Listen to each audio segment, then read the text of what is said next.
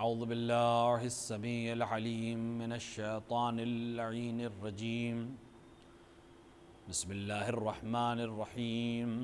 الحمد لله رب العالمين، والصلاة والسلام على سيدنا ومولانا ومولى الثقلين جد الحسن والحسين أبي القاسم مصطفى محمد وعلى آله الطيبين الطاهرين المعصومين المنتخبين المظلومين، لا سيما ابن عمه غالب على كل غالب مولانا علي بن أبي طالب، وعلى صاحب الدعوات النبوة والصولة الحيدرية والعصمة الفاطمية والحلم الحسنية والشجاعة الحسينية والعبادة السجادية والمعاصر الباقرية والعاصار الجعفرية والعلوم الكاظمية والحجج الرضوية والجود التقوية والنقاوة النقوية والحيبة العسكرية والغيبة الإلهية، صاحب العصر والزمان، إمام الإنس والجان، الحجة القائم المنتظر المهدي، ولعنة الله على أعدائهم أجمعين من يوم ظلمهم إلى لقاء يوم الدين وبعد يوم الدين. أما بعد، فقد قال الله سبحانه وتبارك وتعالى في كتابه المجيد وهو أصدق الصادقين وقوله الحق. بسم الله الرحمن الرحيم. لقد خلقنا الانسان فی احسن تقویم. صلوات پڑھیں محمد و آل محمد. قبل اس کے اس آیت کی ذیل میں کچھ آپ حضرات سے کچھ دیر گفتگو کروں. آپ حضرات ایک بار سورہ حمد اور 3 بار سورہ اخلاص کی تلاوت فرما کر جملہ مومنین و مومنات بالخصوص مرحوم و مغفور ڈاکٹر سید صفدر رضا ابن سید ناصر رضا کی روح کو ایصال فرما دیں. بسم اللہ. خداوند عالم قرآن مجید میں انسان کے سلسلے سے ایک عظیم اعلان کر رہا ہے اور ارشاد فرماتا ہے کہ ہم نے انسان کو بہترین ساخت کے ساتھ خلق کیا. ہم نے انسان کو احسن تقویم کے اوپر، بہترین ساخت کے اوپر خلق کیا ہے.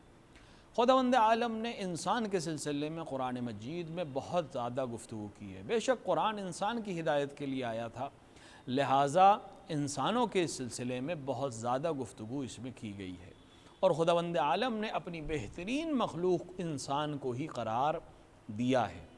یہ تمام کائنات، جو کچھ اس کائنات میں ہے، زمین اور آسمان، اور جو کچھ زمین اور آسمان کے درمیان ہے، یہ سب انسان کے لیے خلق کیا اور انسان کو اپنے لیے خلق کیا. اور یہی انسان کی عظمت ہے اور یہی انسان کی خلقت کی عظمت کو بیان کرتا ہے کہ اس نے انسان کو اپنے لیے خلق کیا ہے. یہ انسان جو خداوند عالم کی بہترین مخلوق ہے، یہ انسان جو خداوند عالم کی اعلیٰ ترین مخلوق ہے، یہ انسان جسے اشرف مخلوقات کہا گیا ہے، یہ انسان کیا صرف اسی لیے ہے کہ بس آئے اور دنیا میں زندگی گزارے اور چلا جائے، یا کسی ایک خاص امر اور مقصد کو حاصل کرنے کے لیے؟ دیکھیں، انسان کے لیے جب دنیا کو خلق کیا گیا ہے تو انسان اگر اپنے اوپر غور کرے تو وہ دیکھے گا اور محسوس کرے گا کہ اس کو جس چیز کے لیے خلق کیا گیا ہے وہ اس کے اندر موجود ہے. اور انسان اگر اپنے وجود کے اوپر غور کرے اور انسان اپنی سرشت کے اوپر اگر غور کرے اور اپنی خواہشات کے اوپر غور کرے تو اس کی سمجھ میں آ جائے گا کہ ہماری خلقت عبث نہیں ہو سکتی.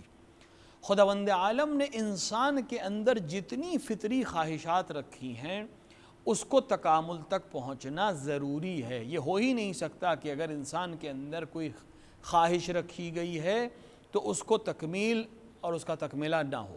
مثال دے رہے ہیں جوانوں کے لیے واضح ہو جائے. انسان کے اندر بھوک رکھی ہے خداوند عالم نے. یہ بھوک اس لیے ضروری ہے کہ انسان اس بھوک کے نتیجے میں غذا کھائے گا جس کے ذریعے سے انسان کو دوبارہ انرجی ملے گی اور وہ عمل کر سکے گا. تو اگر بھوک رکھی ہے تو اس بھوک کے تکملے کے لیے بھی اس دنیا میں کچھ نہ کچھ ہوگا جس کے ذریعے سے یہ بھوک ختم ہو جائے. اب چاہے وہ مختلف غذاؤں کی شکل میں ہو، چاہے وہ پھل ہوں، چاہے وہ سبزیاں ہوں، چاہے وہ حیوانات ہوں جن کی ذبح کو جائز قرار دیا شریعت نے، جس کے ذریعے سے انسان اس بھوک کو، اس فطری تقاضے کو پورا کر رہا ہے۔ اگر انسان کو پیاس لگتی ہے تو ضروری ہے کہ خالق نے پانی کو خلق کیا ہو تاکہ انسان اپنی اس پیاس کو بجھا سکے۔ اسی طرح انسان کی ہر وہ چیز جو انسان کی فطری خواہش ہے اس کا تکملہ اس دنیا میں ضرور ہوگا، نہیں تو اس کی خلقت عبث ہو جائے گی۔ جس طرح انسان کے جسم کی ضرورتوں کو خداوند عالم نے تکملے کے لیے اور اس کو حاصل کرنے کے لیے چیزوں کو فراہم کیا ہے، ضروری ہے کہ انسان کی روح کے لیے بھی کوئی نہ کوئی چیز خلق کی جائے جو اس کے روح کو تکمیل کر سکے، کیونکہ سب جانتے ہیں کہ انسان روح اور جسم کے ملے ہوئے ایک پیکر کا نام ہے۔ اگر صرف ہم جسم انسانی کو ہم نظر میں رکھیں تو ہم انسان کے تکامل کی بات نہیں کر سکتے، انسان کے کمال کی بات نہیں کر سکتے، اور صرف روح کو اگر نظر میں رکھیں تب بھی تکامل حاصل نہیں ہو سکتا، کیونکہ روح اس بدن کے ساتھ ہے، تبھی یہ انسان کامل ہوگا اور اپنے آپ کو ہم انسان کہہ سکتے ہیں۔ اس روح کی ظرف کا نام یہ بدن ہے۔ لہٰذا اگر بدن کی ضروریات اور خواہشات کو خداوند عالم نے پورا کیا ہے تو اس روح کی خواہش کو بھی خداوند عالم کے لیے ضروری ہے کہ وہ پورا کرے۔ خداوند عالم حکیم ہے، خداوند عالم خالق عقل ہے۔ ہر صاحب عقل اس چیز کو جانتا ہے کہ جو چیز خلق ہوئی ہے اس کا کوئی نہ کوئی ہدف ہوگا، جو چیز وجود میں آئی ہے اس کا کوئی نہ کوئی ہدف ہوگا جہاں وہ کمال پر پہنچے گی۔ انسان کمال پر پہنچنا چاہتا ہے، یہ اس کی فطرت میں ہے، یعنی روح ہے انسانی کمال چاہتی ہے، اور انسان ایک واحد مخلوق ہے جس کو کبھی سیر نہیں کیا جا سکتا۔ یعنی آپ دیکھیں انسان کی فطرت عجیب ہے، نہ جسمانی طور پر نہ روحانی طور پر۔ جتنا بھی انسان کھانا کھا لے اس کی بھوک ختم نہیں ہوگی۔ آج کچھ وقت کے لیے اس کی بھوک ختم ہو جائے گی، کچھ دیر بعد اس کو بھوک لگے گی، اس کو پھر ایک چیز کی ضرورت ہے جس سے اس کی بھوک پوری ہو، پیاس، اسی طرح پانی کی اسے ضرورت پڑے گی اور دیگر چیزوں کی۔ دولت ہے، علم ہے، جو بھی چیز انسان حاصل کرنا چاہتا ہے اس میں اور زیادہ چاہتا ہے، وہ کبھی بس نہیں کرے گا۔ امیر المومنین علیہ السلام نے فرمایا کہ دو بھوکے ایسے ہیں جو کبھی سیر نہیں ہوں گے، ایک وہ جو مال کا بھوکا ہو اور ایک وہ جو علم کا بھوکا ہو۔ تو انسان علم حاصل کرتا ہے اور زیادہ علم حاصل کرنا چاہتا ہے، جتنا علم حاصل کرتا جاتا ہے اس کی علم کے لیے بھوک بڑھتی چلی جاتی ہے۔ اور اسی طرح مالدار انسان ہے، ہم جن کے پاس مال نہیں ہے وہ سوچتے ہیں ہمارے پاس اتنا مال آ جائے گا کافی، لیکن جب وہ اتنا مال آ جائے گا تو کہیں گے نہیں اس سے زیادہ ہونا چاہیے، اس حد تک پہنچیں گے تو اور اس سے زیادہ ہونا چاہیے۔ اور حتیٰ وہ لوگ جن کے پاس اتنا مال ہے کہ اگر تقسیم کر دیں تو دنیا کی اچھی خاصی آبادی کو وہ پیسے والا بنا سکتے ہیں، ان کے اندر بھی یہ خواہش رہتی ہے کہ اور زیادہ ہم حاصل کر سکیں۔ یہ انسان کی فطرت میں ہے کہ وہ اور زیادہ چاہتا ہے۔ اسی طرح روح انسان بھی ترقی چاہتی ہے، کمال چاہتی ہے۔ تو جب انسان کے اندر یہ خواہش ہے کمال تک پہنچنے کی تو ضروری ہے کہ خداوند عالم نے اس کمال تک پہنچنے کے لیے کوئی چیز رکھی ہو، اور چونکہ اس کی خواہش ہے تو لہٰذا ہمیں کوئی ایسا نمونہ عمل چاہیے جو انسان کو کمال تک پہنچائے، اور کمال تک وہی پہنچا سکتا ہے جو خود صاحب کمال ہو۔ جس کے اندر خود کمال نہیں ہے، جو خود کامل نہیں ہے، وہ دوسرے کو کمال تک نہیں پہنچا سکتا، کیونکہ کمال تک پہنچانے کے لیے خود کامل ہونا بہت ضروری ہے۔ اور یہ فکر انسان کی کہ اسے کمال تک پہنچنا ہے اس بات کا تقاضا کرتی ہے کہ خداوند عالم اس کو کمال تک پہنچانے کے لیے کچھ انتظام کرے تاکہ انسان کمال تک پہنچ سکے اور روح انسانی کمال تک پہنچ سکے۔ لہٰذا ضروری تھا خداوند عالم کے لیے، عقلی طور پر ضروری تھا کہ وہ ایک سلسلہ قائم کرے جس کے ذریعے سے انسانی روح کمال تک پہنچے، اور اس سلسلے کو آپ کوئی بھی نام دے سکتے ہیں۔ مکتب اسلام اس سلسلے کو سلسلہ ولایت، سلسلہ نبوت اور امامت سے تعبیر کرتا ہے۔ یہ سلسلہ ضروری ہے انسان کو کمال تک پہنچانے کے لیے۔ اس سلسلے میں صاحبان کمال ہوں گے، اس سلسلے میں وہ انسان ہوں گے جو اپنے آپ میں کامل ہوں گے تاکہ دوسرے انسانوں کو کمال تک پہنچا سکیں۔ جب تک انسان کامل نمونے کے طور پر ہمارے سامنے نہیں ہوگا ہم کمال تک نہیں پہنچ سکتے۔ تو یہ انسان کمال تک کیسے پہنچے گا؟ علماء کہتے ہیں کہ کمال انسان قرب الہی ہے، خدا سے نزدیک ہو جانا، اس سے اعلیٰ کوئی منزل نہیں ہے۔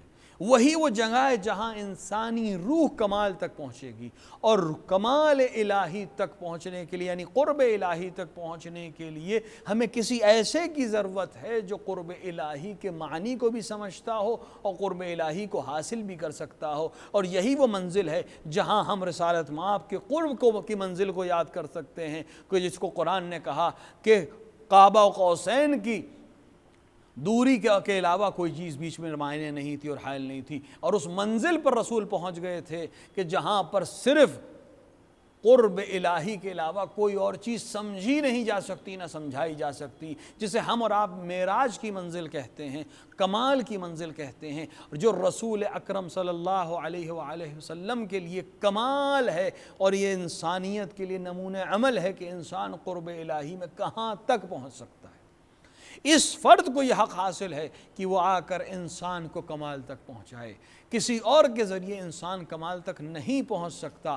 قرب الہی تک وہی پہنچا سکتا ہے جو خود قرب الہی تک پہنچ چکا ہو، اور قرآن رسول اکرم کے لیے کہہ رہا ہے کہ وہ اس منزل پر پہنچ چکے تھے کہ جہاں ان کے اور خدا کے درمیان سوائے پردے کے کوئی چیز نہیں تھی۔ یہ وہ چیز ہے کہ جو انسانی کمال کی منزل ہے۔ خداوند عالم نے کہ اعلیٰ ترین مخلوق انسان ہے، لیکن اس میں بھی اعلیٰ ترین مخلوق خود ذات اقدس ہے، سرکار ختمی مرتبہ حضرت محمد مصطفیٰ صلی اللہ علیہ وآلہ ہے، کہ جو انسان کامل کا نمونہ ہے، کہ اس کو دیکھ کر باقی تمام انسان کمال حاصل کر سکتے ہیں۔ یہ الگ بحث ہے کہ مرحلہ در مرحلہ مسئلہ ہے، کچھ حد تک پہنچیں گے، کچھ لوگ کچھ حد تک پہنچیں گے، کچھ جسمانی کمال تک پہنچیں گے، کچھ روحانی کمال تک پہنچیں گے، کچھ ایک حصے تک پہنچیں گے، کچھ دوسرے حصے تک پہنچیں گے، اور کچھ ہوں گے جو واقعاً اس کمال واقعی تک پہنچیں گے۔ تو ضروری تھا کہ ایک ایسا انسان کامل موجود ہو جو خداوند عالم کی طرف انسان کو لے جائے، اور یہ ذات پیغمبر اکرم صلی اللہ علیہ وآلہ ہے کہ جو انسانوں کو کمال تک پہنچا رہی ہے، قرب الہی تک پہنچا رہی ہے۔ قرب الہی جب ہم کہتے ہیں تو ہمارے ذہن میں کبھی کبھی یہ ذہن میں آتا ہے کہ شاید نماز مراد ہے، شاید روزہ مراد ہے، شاید وہ عبادتیں مراد ہیں جن کو ہم ظاہری طور پر عبادت سمجھتے ہیں، لیکن رسول اکرم کی روش بتا رہی ہے، طریقہ اور کام بتا رہا ہے کہ صرف نماز قرب الہی کا ذریعہ نہیں ہے، صرف روزہ قرب الہی کا ذریعہ نہیں ہے، صرف حج کر لینا قرب الہی کا ذریعہ نہیں ہے، بلکہ انسان کا ہر زاویے سے اور تقریباً ہر فکر کا جو طریقہ ہو سکتا ہے، اور ہر وہ زاویہ جس سے انسان کا کچھ نہ کچھ تعلق ہے، ان سب میں کمال پہنچنے کے بعد ہی انسان کمال تک پہنچ سکتا ہے۔ انسان کا معاملہ اس کے گھر والوں کے ساتھ کیسا ہے، انسان کا معاملہ اس کے معاشرے کے ساتھ کیسا ہے، انسان کا معاملہ حیوانات کے ساتھ کیسا ہے، انسان کا معاملہ اپنے اطراف کے انوائرمنٹ کے ساتھ کیسا ہے، یہ تمام چیزیں انسان کے کمال کے لیے، یعنی صرف اللہ سے لو لگا لینا، یہ سوچ کر کہ وہ خالق ہے اور میں صبح سے شام تسبیح اور تحلیل کرتا رہوں، یہ انسان کو کمال تک نہیں پہنچائے گی۔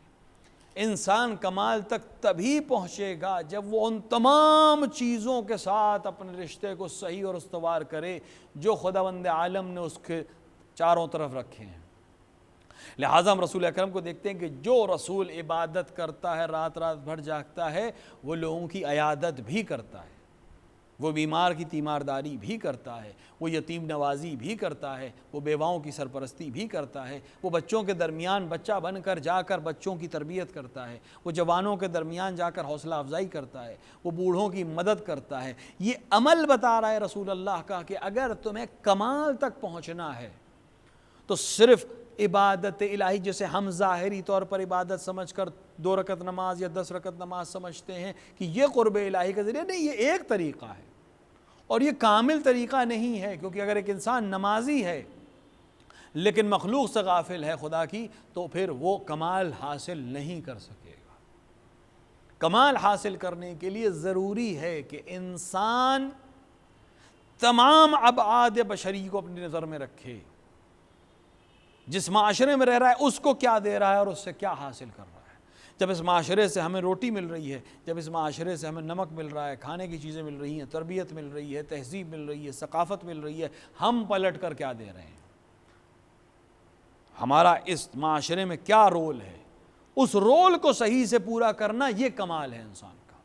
اگر تم ایک معلم ہو تو بہترین طریقے سے بچوں کی تربیت کرنا تمہیں کمال تک پہنچائے گا۔ اگر تم ایک باپ ہو تو کس باپ کی بہترین تربیت اولاد کی کرنا یہ تمہیں کمال تک پہنچنے میں مدد کرے گا۔ اگر کوئی خاتون ہے تو وہ جس رشتے میں بھی منسلک ہے اس میں کمال پر حاصل کرنا کا طریقہ یہ کہ اس رشتے کا پاس و لحاظ کو کمال تک پہنچائے تاکہ خود بھی کمال تک پہنچ سکے۔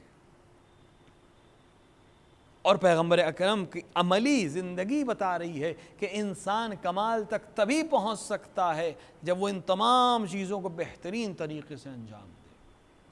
خداوند عالم نے انسان کو عبث نہیں خلق کیا ہے، انسان کو کمال تک پہنچنا ہے، اور کمال قرب الہی کا نام ہے، اور قرب الہی حاصل کرنے کے لیے انسان کو دوسرے انسانوں کے ساتھ اپنے معاملات کو اچھا کرنا پڑے گا۔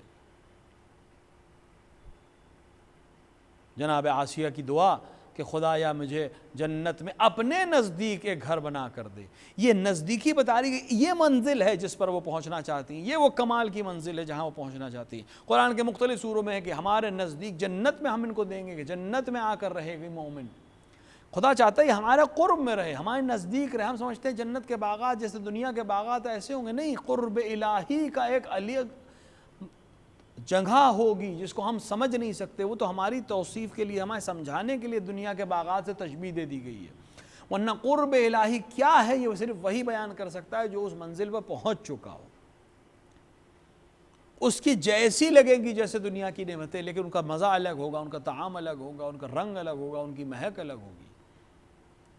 تو قرب الہی حاصل کرنے کے لیے انسان کو اس دنیا میں ایک سیر کرنی ہے، اور یہ سیر کا نام ہے کہ خود کو پہچانے، اور خود کے بعد اس مخلوق کو پہچانے جو اس کے اطراف میں ہے، پھر اس خالق تک پہنچے جو کمال کا خالق ہے، جو خود کمال ہے اور کمال کو خلق کرنے والا ہے اور کمال کو پسند کرنے والا ہے۔ لہٰذا اس نے کامل ترین فرد کو دنیا میں بھیجا۔ آج شب شہادت ہے رسول اکرم صلی اللہ علیہ وآلہ کی، وہ رسول جو کامل ترین اسوہ ہے انسانیت کا، لیکن آج بھی 1400 سال گزرنے کے بعد بھی ہم رسول کو اس طرح دنیا تک نہیں پہنچا پائے ہیں جیسے پہنچانے کی ضرورت تھی۔ اولاً ہم خود نہیں سمجھ پائے ہیں، یعنی وہ لوگ جو یہ دعویٰ کرتے ہیں کہ ہمارے رسول ہیں اور اسلام کے رسول ہیں اور پیغمبر ہمارے پیغمبر ہیں، وہ بھی ابھی رسول کو نہیں سمجھ پائے ہیں۔ اگر سمجھ گئے ہوتے تو عمل کر رہے ہوتے، سمجھ گئے ہوتے تو سمجھا رہے ہوتے، جب خود نہیں سمجھیں تو دوسروں تک بھی نہیں پہنچا پائے۔ دوسروں کے پاس ہم اسلام کے نام پر سلاطین کے مذہب کو پہنچا رہے ہیں، سلاطین کے روش کو پہنچا رہے ہیں، بادشاہوں کے دین کو، بادشاہوں کی خواہش کو پہنچا رہے ہیں، جبکہ رسول موجود ہیں، رسول کا کردار موجود ہے، رسول کی عملی تاریخ موجود ہے۔ ہمارے لیے ضروری ہے کہ ہم پہنچائیں۔ اگر ہم آج نہیں پہنچائیں گے تو کس دور میں پہنچائیں گے؟ آج ہمارے پاس بہت زیادہ وسائل ہیں، آج ہمارے پاس سوشل میڈیا کی طاقت ہے، ہمارے پاس سیٹلائٹ چینلز ہیں، ہمارے پاس بہت سے پلیٹ فارمز ہیں جہاں پر ہم رسول کی عملی سیرت کو دنیا تک پہنچا سکتے ہیں کہ یہ رسول رحمت کا رسول تھا، یہ رسول عظمتوں کا رسول تھا، ایک رسول جس کو صرف اذیت دی گئی ہے، صرف پریشان کیا گیا ہے۔ جب وہ اس شہر میں واپس آ رہا ہے تو وہ کیسا عمل کر رہا ہے؟ آپ دنیا کے بادشاہوں کو دیکھیں، دنیا کی تاریخ کو دیکھیں، دنیا کے فاتحوں کو دیکھیں، جہاں جس شہر نے اذیت کی ہو، جس کو پہنچنے میں بہت زیادہ دقت ہوئی ہے، جب اس شہر میں داخل ہوتے ہیں تو کس انداز سے داخل ہوتے ہیں؟ قتل و غارت کے ساتھ، خون ریزی کے ساتھ۔ ایک فاتح کا طریقہ یہی ہوتا ہے، لیکن رسول کامل ترین انسان کا، انسان کامل کا اعلیٰ ترین نمونہ رسول جب مکے میں داخل ہو رہا ہے تو رحمت کا نمائندہ بن کے داخل ہو رہا ہے۔ حتیٰ اگر بعض فوجیوں نے بڑھ کر نعرہ لگا دیا الیوم یوم الملحمہ تو رسول اللہ نے اس کو برداشت نہیں کیا اور امیر المومنین کو فوراً بھیج کر کہا کہ نہیں، یہ نعرہ بدلو، آرام سے علم کو داخل کرو، آرام سے فوج کو داخل کرو۔ آج طریقہ یہ ہوتا ہے کہ جب کسی ملک پر فتح حاصل ہوتی ہے، کسی شہر میں فوجیں داخل ہوتی، اس وقت تو شروع ہوتی ہے قتل و غارت۔ جو مملوک ہے اس کو ساتھ وہ ظلم کیا جاتا ہے کہ تاریخ شرمندہ ہو جاتی ہے، لیکن رسول بالکل برعکس عمل کر رہے ہیں۔ وہ مکے والے جنہوں نے صرف اذیت کی ہے 13 برس مکی زندگی میں اور اس کے بعد کے 7 برس مدنی زندگی میں مسلسل ہر سال جنگ، ہر سال جدال، ہر سال قتل کرنے کی کوشش، رسول کو قتل کرنے کی کوشش، رسول کے آل کو قتل کرنے کی کوشش، اسلام اور مسلمانوں کو نقصان پہنچانے کی کوشش، مسلسل۔ آج 20 سال کے بعد رسول اکرم اس شہر میں فاتح کے انداز سے داخل ہو رہے ہیں، ایک لشکر جرار کے ساتھ داخل ہو رہے ہیں، 10,000 کا بختربند لشکر ہے، ہتھیاروں سے لیس لشکر ہے، لیکن حکم دے رہے ہیں کہ لشکر کو آرام سے داخل کرو، اور حق تھا امیر المومنین کا، کیونکہ وہ بھی فاتح ہیں، اور انہوں نے جا کے جملے کو بدلا، الیوم یوم المرحمہ، آج کا دن رحمت کا دن ہے۔ یہ ہے انسانی کمال جس کو ضرورت ہے ہم بتائیں دنیا کو کہ رسول رحمت کا رسول تھا، جو عام انسانوں کی نظر میں مانا جاتا ہے کہ آج قتل کرنے میں کوئی حرج نہیں، کیونکہ آج فاتح ہیں، ہر اس انسان کو قتل کیا جا سکتا ہے جس نے ہم پر ظلم کیا تھا، ہمارا حق چھینا تھا یا ہمیں قتل کرنے کی کوشش کی تھی۔ آج صرف شک پر کہ یہ انسان حکومت کو نقصان پہنچا سکتا ہے، پورے خاندان کو ختم کر دیا جاتا ہے یا جیل میں بند کر دیا جاتا ہے۔ رسول کی پوری تاریخ میں نہ رسول نے اپنے کسی دشمن کو اس طرح سے قتل کیا، جب تک اس نے تلوار نہیں اٹھائی رسول نے کچھ عمل نہیں کیا، رسول نے صرف دفاع کیا اپنی پوری زندگی میں۔ کوئی جنگ رسول کی ابتدائی جنگ نہیں ہے، جتنی بھی جنگیں ہیں سب کی سب رسول کی دفاعی جنگیں۔ لہٰذا ایک انسان جو نمونہ کامل کی تلاش میں ہے اس کے لیے رسول سے بہتر کوئی نمونہ نہیں، اور ہماری ذمہ داری ہے کہ ہم رسول کے نمونہ عمل کو پیش کریں، رسول کی عملی زندگی کو ہم پیش کریں، نہ صرف اس لیے کہ ہم عمل کریں بلکہ دوسرے تک پہنچے تاکہ وہ بھی عمل کریں۔ آج یہ ظلم جو پیغمبر کے اوپر ہوتا ہے، کبھی پیغمبر کے خلاف کتاب لکھی جا رہی ہے، کبھی پیغمبر کے لیے نعوذ باللہ کوئی کارٹون بنایا جا رہا ہے، کوئی کسی اور طرح کی گستاخی کر رہا ہے، یہ کیوں کر رہا ہے؟ کیونکہ ہم نے پیغمبر کی پہچان نہیں کروائی ہے۔ اس نے بادشاہوں کے دین کو دیکھا ہے، سوچتا ہے کہ ان کا پیغمبر بھی ایسا ہی رہا ہوگا۔ اس نے بنی امیہ اور بنی عباس کو دیکھا ہے، جس کو دیکھ کر اس کا نام بھی یہی ہوگا۔ ہماری ذمہ داری ہے کہ ہم پیغمبر کے دین کو دنیا تک پہنچائیں، پیغمبر کی عملی سیرت کو دنیا تک پہنچائیں۔ وہ پیغمبر کہ جس کو صرف اس لیے رات بھر نیند نہیں آئی کہ کچھ قیدیوں کو کس کے باندھ دیا گیا تھا، اور پیغمبر نے حکم دیا کہ قیدیوں کو ڈھیلا کی جائے، ان کی رسی صرف اس طرح سے باندھو کہ یہ فرار نہ کر پائے۔ کوئی سیاسی قیدی پیغمبر نے پوری زندگی میں کسی کو قید نہیں کیا کہ یہ سیاسی قیدی ہے۔ لوگوں نے پیغمبر کی حکومت کو ختم کرنے کی سازش کی، لیکن پیغمبر نے ان کے خلاف کوئی عملی اقدام نہیں کیا۔ پیغمبر کو قتل کرنے کی سازش کی، پیغمبر کی سواری کے اوپر پتھر گرانے کی سازش کی۔ پیغمبر کو خبر ہے، پیغمبر ایک ایک چہرے کو پہچانتے ہیں، لیکن پیغمبر نے کوئی عملی اقدام نہیں کیا۔ جائیں تاریخ کو پڑھیں اور دنیا کو بتائیں، پڑھیں اور دنیا کو پڑھوائیں، تاکہ ہم انسان کامل کے نمونے کو پیش کریں۔ پیغمبر نے کیا کیا؟ پیغمبر نے صرف محبت بھیجی، پیغمبر نے صرف رحمت دنیا کو سکھائی کہ دشمن کے ساتھ کیسا برتاؤ کرو۔ اگر کوئی تمہارے راستے میں پورے سال کانٹے ڈال رہا ہے، اگر وہ بیمار ہو جائے تو اس کی عادت کو جاؤ، اگر وہ مریض ہو جائے تو اس کی عادت کو جاؤ۔ یہ وہ اخلاق تھا جس نے لوگوں کو اسلام کا گرویدہ بنایا۔ اسلام طاقت سے نہیں پھیلا، اسلام دولت سے نہیں پھیلا، اسلام پیغمبر کے اخلاق سے پھیلا۔ آج بھی اگر مسلمان اخلاق پیغمبر پر عمل کریں اور دنیا تک پہنچائیں تو یقین جانیے لوگ اسلام سے اسی طرح محبت کریں گے جس طرح محبت کرنے کا حق ہے۔ لیکن ذمہ داری ہماری بنتی ہے کہ ہم لوگوں تک اصل پیغمبر کی زندگی کو پہنچائیں۔ انسان اگر کمال تک پہنچنا چاہتا ہے تو پیغمبر جو عملی تربیت کر رہے ہیں وہ یہ کر رہے ہیں کہ انسان دوسرے انسان کے ساتھ معاملات کو اچھا کرے، نہ صرف انسان بلکہ مخلوقات کے ساتھ۔ ناقے پہ سوار ہوتے ہیں، کبھی ایک چھڑ نہیں ماری اس کو، کبھی ایک تازیانہ نہیں مارا ناقے کو۔ پیغمبر عام انسانوں کی طرح زندگی کرتے تھے، لوگوں کے درمیان عام سے رہتے تھے، پیغمبر تھے، حاکم تھے، لیکن اس طرح لوگوں کے ساتھ بیٹھتے تھے کہ اگر نہیں جانتا تھا کوئی تو پہچان نہیں پاتا تھا کہ ان میں سے پیغمبر کون ہے۔ عام سی سواری پہ چلتے تھے، عام لوگوں کی طرح چلتے تھے، غلاموں کے ساتھ بیٹھ کر زمین پہ کھانا کھاتے تھے، صدقے کی جگہ ہدیہ لوگوں کو دیتے تھے تاکہ لوگوں کے وقار کو اوپر کریں، تاکہ لوگوں کی عزت اور تکریم کریں۔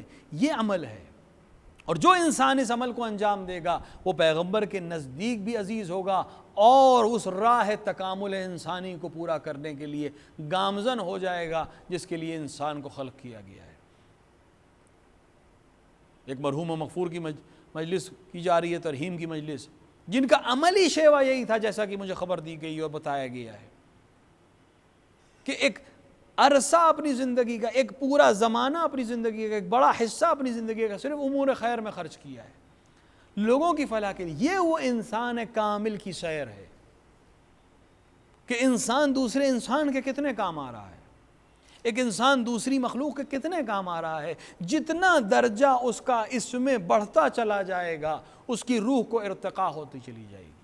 جتنا وہ دنیا سے اپنے آپ کو، دیکھیں دنیا سے جب ہم کہتے ہیں اپنے آپ کو الگ کر لے، کبھی کبھی لوگوں کے ذہن میں آتا ہے یعنی کوئی پیسہ نہ کمائے. نہیں، یہ مطلب نہیں ہے. بہترین علم حاصل کرے، بہترین مقام حاصل کرے، اعلیٰ ترین طریقے سے تجارت کرے، اعلیٰ ترین طریقے سے کوئی بھی کام عمل انجام دے. اسلام ہر اچھی چیز کو پسند کرتا ہے. دنیا سے دوری کا مطلب ہے دنیا سے دل نہ لگائے. مال اس کو حاصل کرنے میں کوئی حرج نہیں، لیکن یہ مال جب حاصل ہو جائے تو اس میں دل نہ لگائے، اس مال کو مخلوق پر خرچ کر دیتا ہے. اگر دل لگائے گا تو دوسرے کو دینے میں سے بہت تکلیف ہوگی، لیکن اگر اس کے لیے دل نہیں لگا ہوگا تو یہی مال وہ دوسروں کو دے دے گا. امیر المومنین نے 1000 غلام آزاد کیے. کہاں سے آزاد کیے؟ خرچ کر کے. کہاں سے خرچ کیا؟ محنت کر کے. کبھی یہودی کے باغ میں پانی ڈال کر، کبھی زمینوں کو آباد کر کر، کبھی کھجور کے درخت لگا کر اس کے میوے اور ایک باغات کو تیار کر کے.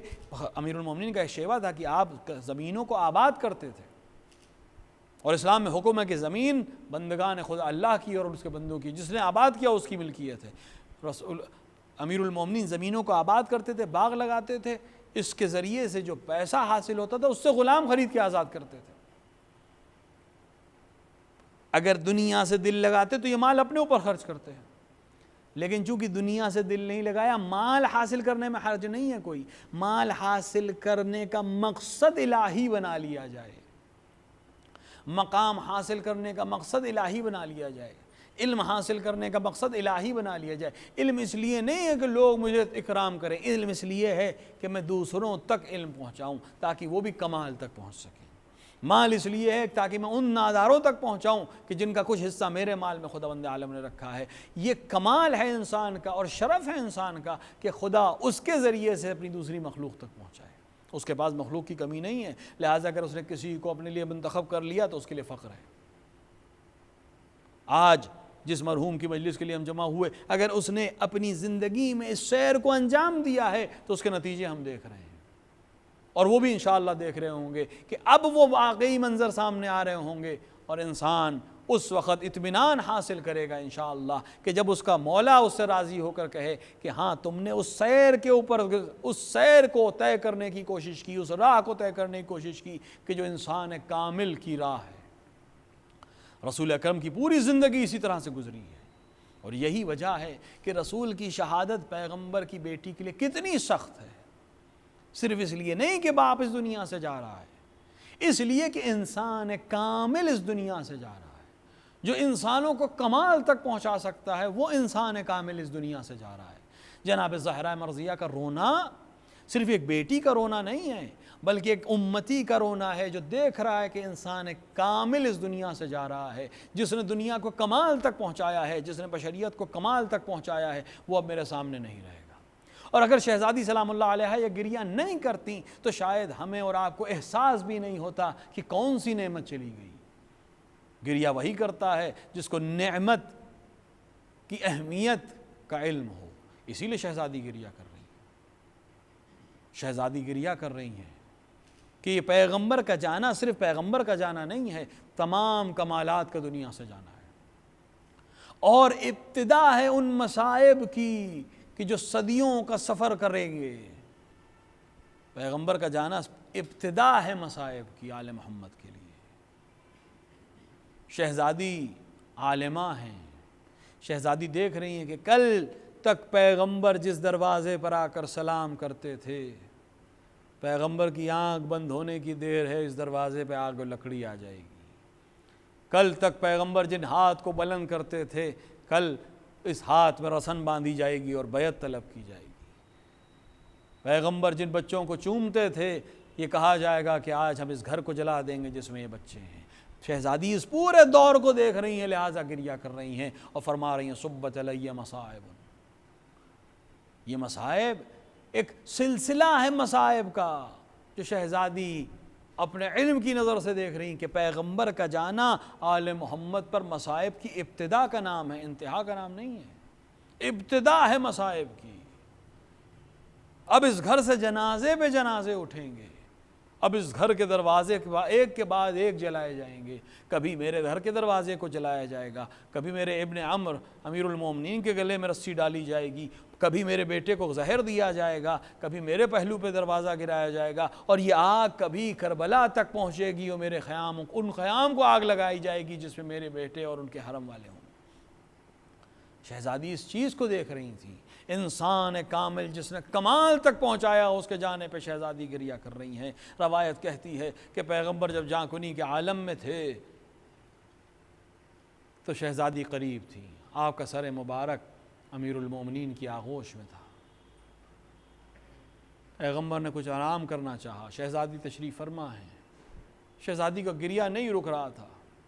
ایک بار پیغمبر نے قریب بلایا، کچھ کہا، شہزادی رونے لگیں، پھر کچھ کہا، شہزادی مسکرانے لگیں۔ پوچھنے والے نے بعد میں پوچھا، شہزادی اس دن پیغمبر نے ایسی کیا بات کہی تھی کہ پہلے آپ نے گریہ فرمایا اور پھر بعد میں آپ نے مسکرا دی؟ فرمایا پیغمبر نے مجھے خبر دی تھی کہ میں عنقریب اس دنیا سے چلا جاؤں گا۔ جب بابا نے مجھے یہ خبر دی تو مجھے بہت گریہ آیا اور میں نے بہت گریہ کیا، لیکن اس کے بعد میرے بابا نے مجھ سے کہا اور میرے گھر والوں میں سب سے پہلے تم مجھ سے ملحق ہوگی جس نے مجھے شاد کر دیا۔ ہاں پیغمبر آپ نے کہہ تو دیا تھا، لیکن کیا خبر تھی کہ زمانہ کچھ دن بھی کچھ مہینے بھی شہزادی کو اس دنیا میں برداشت نہیں کرے گا۔ آپ کی شہادت کے تیسرے ہی دن آگ اور لکڑی لے کر لوگ پہنچ جائیں گے۔ جس دروازے کو آپ کھڑے ہو کر کہتے تھے السلام علیکم یا اہل بیت النبوہ، اس دروازے پر آگ اور لکڑی لے جائی جائے گی، اس دروازے میں آگ لگائی جائے گی، تو ایک ظالم دھکا دے گا اور اس دروازے اور دیوار کے درمیان یہ معظمہ، یہ خاتون جس کو آپ سلام کرتے تھے، جو آپ کے جگر کا ٹکڑا ہے، جو آپ کے بدن کا حصہ ہے، جو آپ کی روح اور رسالت کا حصہ ہے، وہ ایک بار آواز دے گی یا فضہ خذونی، اے فضہ میری مدد کے آؤ، میری مدد کرنے کو آؤ، کہ انہوں نے اسے قتل کر دیا جو میرے شکم میں تھا۔ ہاں یہ مصیبتیں ہیں جو شہزادی پر بعد رسول گریں گے، قیامت کی طرح ٹوٹیں گی۔ ہاں رسول کو کچھ آرام ملا ہے، رسول نے کہا کہ اب میں کچھ دیر آرام کرنا چاہتا ہوں۔ کسی نے آ کر دق الباب کیا، شہزادی نے پوچھا کون ہے؟ کہا ہے قاصد ہوں، مسافر ہوں، رسول کے لیے پیغام لے کر آیا ہوں۔ کہا میرا رسول، میرا بابا آرام کر رہا ہے، کچھ دیر بعد آنا۔ پھر اس تھوڑی دیر بعد صدا دی گئی، پھر شہزادی نے پوچھا کون ہے؟ اسی رسول نے جواب دیا میں ہوں، پیغام لے کر آیا ہوں۔ شہزادی نے کہا میرا بابا آرام کر رہا ہے، تم بعد میں آنا۔ جب تیسری بار یہ آواز آئی اور اندر داخل ہونے کی اجازت مانگی گئی، ایک بار شہزادی کو غضب آیا، میں تجھ سے کتنی بار کہہ رہی ہوں میرا بابا آرام کر رہا ہے اور تم بار بار ان کے آرام میں مخل ہو رہے ہو۔ شہزادی کی اس آواز پر پیغمبر نے آنکھ کھولی، اے فاطمہ یہ تمہاری عزت اور احترام ہے کہ یہ وہ آنے والا ہے جو کسی سے اجازت نہیں لیتا، یہ وہ آنے والا ہے جو یتیم کر دیتا ہے عرض کرنے کے بعد، جو عورتوں کو بیوہ کر دیتا ہے، جو بچوں کو یتیم کر دیتا ہے، یہ ملک الموت ہے جو کسی سے اجازت نہیں لیتا۔ لیکن یہ تمہارا شرف ہے کہ تمہارے دروازے پر ملک الموت بھی سلام کر کے تمہاری اجازت چاہتا ہے۔ یا رسول اللہ، ملک الموت جہاں اجازت چاہتا تھا، فرشتے جہاں اجازت چاہتے تھے، وہاں یہ انسان کیسے انسان ہے جو کلمہ بھی پڑھ رہے تھے اور دروازے میں آگ بھی لگا رہے تھے۔ اللہ اللہ، پیغمبر اس دنیا سے چلے گئے، پیغمبر کے جانے کے بعد جو مصائب گرے ہیں، ابھی پیغمبر کا کفن میلا بھی نہیں ہوا تھا کہ مصائب کی ابتدا ہوئی۔ کبھی دروازہ جلایا جاتا ہے، کبھی پہلو کو شکستہ کیا جاتا ہے، اور کبھی علی کے گلے میں رسی ڈالی جاتی ہے۔ شہزادی کو خبر ہوئی کہ علی کے گلے میں رسی ڈالی گئی ہے، اپنے زخم کو بھول کر ایک بار گئیں اور ایک جملہ کہا، میں اپنے بالوں کو پریشان کر دوں گی، میرے ابن عم کو چھوڑ دو۔ یہ آواز فضائے مدینہ میں گونجی، ایک بار مسجد تھر تھرا گئی، محراب منبر کانپنے لگے، لوگوں نے قیامت کا منظر دیکھا، علی کو چھوڑ دیا، شہزادی علی کو لے کے گھر میں آ گئیں۔ ہم یہی کہہ سکتے ہیں، اے شہزادی شہزادی آپ علی کو سلامتی کے ساتھ گھر میں لے آئیں، لیکن ہائے زینب کربلا کا میدان ہے، بھائی کے سینے پہ قاتل سوار ہے۔ شہزادی آواز دیتی ہے اے پسر سعد تو دیکھتا ہے میرا ماں جایا قتل ہوتا ہے۔ حسین نے اشارہ کیا زینب خیمے میں واپس جاؤ، ابھی شہزادی خیمے تک پہنچی نہ تھی، فرات کا پانی نے زونچلا، سورج کو گہن لگا، کسی نے آواز دی الا ذبح الحسین بکرب بلا، الا قتل الحسین بکرب بلا۔ ربنا تقبل منا انک انت السمیع الدعاء۔ آپ حضرات ایک بار سورہ حمد اور 3 بار سورہ اخلاص کی تلاوت فرما کر جملہ مومنین و مومنات بالخصوص مرحوم مغفور ڈاکٹر سید صفدر رضا ابن سید ناصر رضا کی روح کو ایصال فرما دیں۔